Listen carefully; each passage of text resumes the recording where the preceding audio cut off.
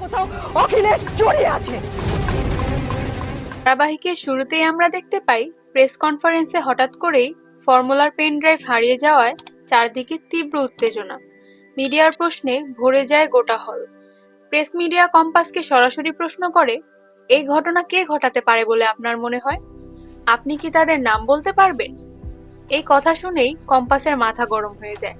সে কিছু বলতে যাবে তার আগেই ঋতুজা তাকে থামিয়ে দেয়। এভাবে রেগে যাস না কম্পাস, তুই নিজেই বলেছিলি হঠাৎ কারেন্ট অফ হওয়া, পেন ড্রাইভ চুরি হওয়া, আবার বাড়ি থেকে হার্ড ডিস্ক উধাও, সবকিছু খুব পরিকল্পিতভাবে হয়েছে। এইদিকে অন্য এক দৃশ্যে প্রশ্ন ওঠে, তুই তো কখনো ছোট বৌদির ঘরে যাস না, তাহলে সেদিন কেন গিয়েছিলি? মাহি রেগে গিয়ে বলে, সেটা আমি তোকে কেন বলবো? আমার নিজেরই তখন মাথার ভেতর কিছু কাজ করছিল। পেন ড্রাইভ আর হার্ড ডিস্ক হারিয়ে যাওয়ায় কম্পাস পুরোপুরি ভেঙে পড়ে। সে বুঝতে পারে এখন কোনো প্রমাণ ছাড়া বাবার ফর্মুলা সবার সামনে তুলে ধরা অসম্ভব। এরপর আবার প্রেস কনফারেন্সে কম্পাস ঘোষণা করে, এই মুহূর্তে আমি কোনো ডেমো দেখাতে পারছি না, কারণ আমার কাছে কোনো প্রমাণ নেই। এই কথা শেষ হতেই কিছুক্ষণের মধ্যে সেখানে পুলিশ পৌঁছে যায়। পুলিশ জানায় বিহান চৌধুরীকে জিজ্ঞাসাবাদের জন্য আটক করা হচ্ছে। এই খবর শুনেই ঋতুজা ভেঙে পড়ে কান্নায়। সে অবাক হয়ে বলে, কম্পাস তো সবসময় আমাদের সাথেই ছিল, তাহলে এসব কিভাবে ঘটলো? অন্যদিকে আমরা দেখতে পাই বিহান অসুস্থ থাকার কারণে কিংজল আর অখিলেশ চৌধুরী হাসপাতালে রয়েছে। হাসপাতালের পরিবেশ আরো ভারী হয়ে ওঠে। কিছুক্ষণ পর নাটকীয়ভাবে কান্না করতে করতে সেখানে আসে অভিজ্ঞান দত্ত। সে চিৎকার করে বলে, আমার বিহানের কি হয়েছে?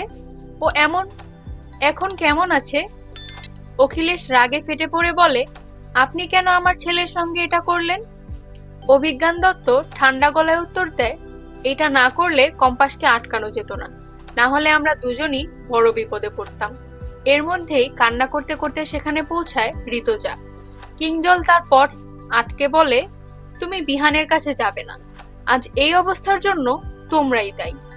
বিহানের যদি কিছু হয়ে যায় কাউকেই ছাড়বো না। ঋতুজা কাঁদতে কাঁদতে বলে, টাউন হলের প্রেস মিট থেকে পেন ড্রাইভ হারিয়ে গেছে, বাড়ি থেকে কপি করা হার্ড ডিস্কও উধাও। এমন জায়গা থেকে এগুলো গায়েব হয়েছে যেখানে সাধারণ কেউ পৌঁছাতেই পারবে না। ঠিক তখনই সে জানায়, আমরা একজন ভালো উকিল নিয়েছি, পুরো বিষয়টার তদন্ত শুরু হয়ে গেছে। ঋতুজা বিহানের দিকে তাকিয়ে বলে, আমার সব কথা না শুনে আপনি কোথাও যেতে পারবেন না বিহান স্যার, আপনাকে আমার অনেক কিছু বলার আছে। পর্বের শেষ মুহূর্তে প্রশ্নটা আরো গভীর হয়ে যায়, এই সব কিছুর পেছনে আসল মাথা কে? কম্পাস কি সত্যিই ফাঁদে পড়েছে, নাকি সে নিজেই কোনো বড় খেলা খেলছে? আগামী পর্বে উত্তর মিলবে।